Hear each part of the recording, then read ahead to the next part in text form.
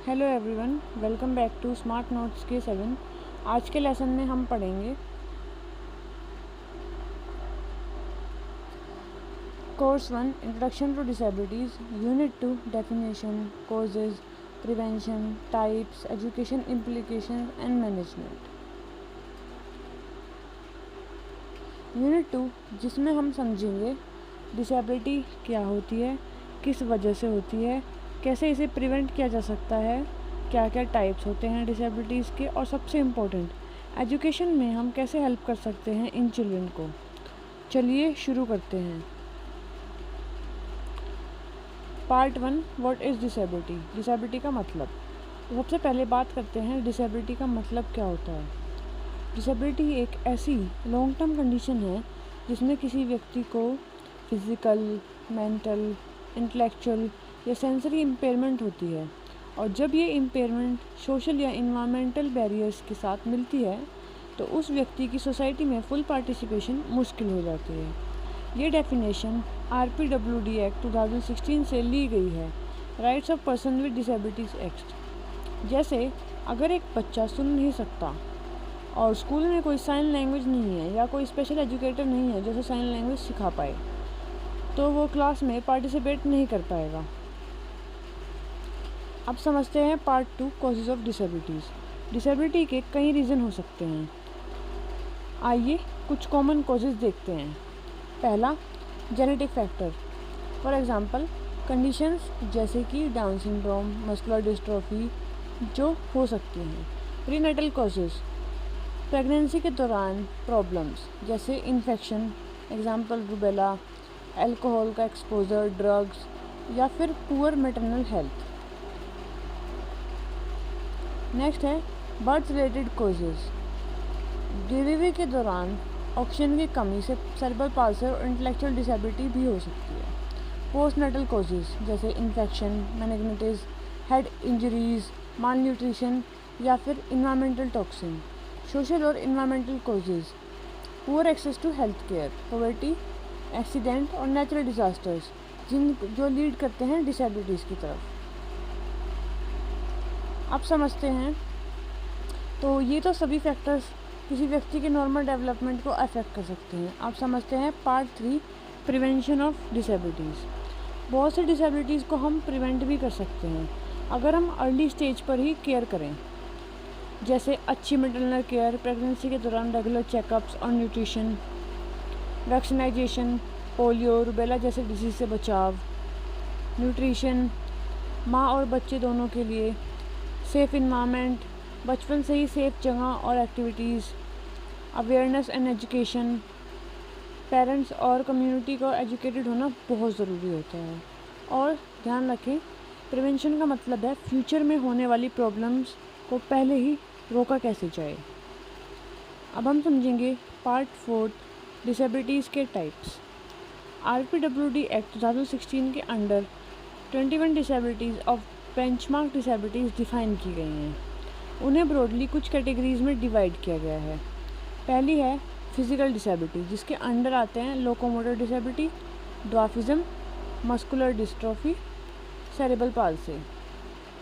दूसरी डिसेबिलिटी है sensory disability, जिसमें आते हैं blindness, low vision, deafness, hard of hearing, speech and language.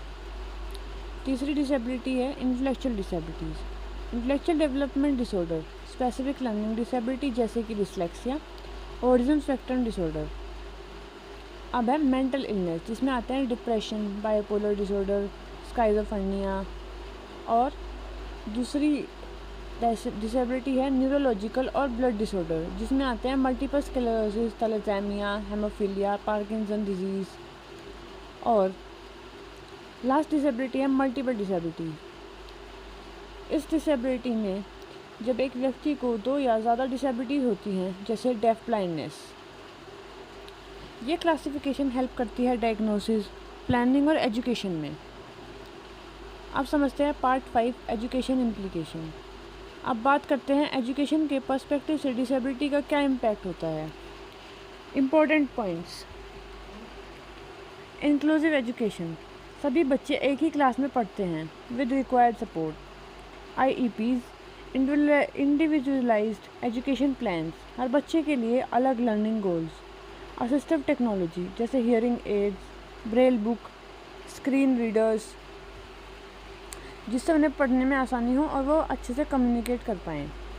फिर करिकुलम मॉडिफिकेशन, इसमें सिलेबस को सिंपलीफाई करना, विजुअल यूज़ करना या फिर एक्टिविटी बेस्ड लर्निंग करवाना। टीचर ट्रेनिंग, टीचर्स को इंक्लूसिव टीचिंग के लिए ट्रेन करना। पीयर सपोर्ट एंड एम्पैथी, दूसरे स्टूडेंट्स को भी अवेयर और एम्पैथेटिक बनाना।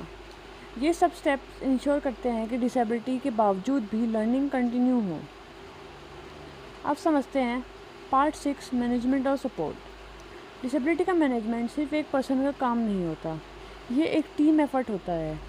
जैसे अर्ली आइडेंटिफिकेशन, जितनी जल्दी डायग्नोस होगा उतनी बेटर सपोर्ट मिलेगी। फिर मेडिकल एंड थेरेपी सर्विसेज जैसे स्पीच थेरेपी, फिजियोथेरेपी, काउंसलिंग। फिर स्कूल सपोर्ट सिस्टम जिसमें रिसोर्स रूम, स्पेशल एजुकेटर्स जो स्टूडेंट्स की हेल्प करते हैं। पेरेंट्स का रोल, उन्हें ट्रेनिंग देना, गाइडेंस और मोटिवेट करना। वोकेशनल ट्रेनिंग, प्रैक्टिकल स्किल्स सिखाना जो फ्यूचर में काम आए। ये सब स्ट्रेटजीज चाइल्ड को सेल्फ डिपेंडेंट बनाने में हेल्प करती हैं। अब समरी, क्विक रिवीजन करते हैं कि हमने अब तक क्या क्या समझा। पहले हमने समझा कि डिसेबिलिटी क्या है। डिसेबिलिटी का मतलब है लॉन्ग टर्म इम्पेयरमेंट जो डेली लाइफ को अफेक्ट करे। फिर हमने समझा डिसेबिलिटी के कॉजेज़ हो सकते हैं जेनेटिक, प्रीनेटल, पोस्टनेटल या इन्वायरमेंटल एंड सोशल। फिर हमने समझा प्रिवेंशन के लिए हेल्थ केयर, न्यूट्रिशन, वैक्सीनाइजेशन ज़रूरी है। फिर RPWD एक्ट के अंडर 21 बेंचमार्क डिसेबिलिटीज़ डिफ़ाइन की गई हैं जिन्हें हमने अलग अलग कैटेगरीज में समझा। फिर इंक्लूसिव एजुकेशन और स्पेशल सपोर्ट सिस्टम्स इम्पोर्टेंट है जिसमें हमने IEPs, peer support, parent support, ये सब चीज़ समझी। अब है अर्ली सपोर्ट और पेरेंट इन्वॉल्वमेंट से चाइल्ड को स्ट्रॉन्ग बनाएं कैसे, जिसमें हमने समझा था मैनेजमेंट और support, early identification, medical therapy, school support, parents का रोल, वोकेशनल ट्रेनिंग। तो ये था आज का complete lesson on unit 2 of introduction to disabilities, smart notes K7 पर। अगला वीडियो होगा on specific disabilities like locomotor impairment and hearing impairment with example, teaching tips and strategies. अगर आपको वीडियो पसंद आए तो लाइक, कमेंट और सब्सक्राइब ज़रूर करें और बताएं कि आपको इनमें से कौन सी चीज़ सबसे अच्छी लगी और अच्छे से समझ में आई। Thanks for watching. मिलते हैं नेक्स्ट वीडियो में, तब तक के लिए keep learning and keep supporting inclusive education. Stay aware, stay inclusive.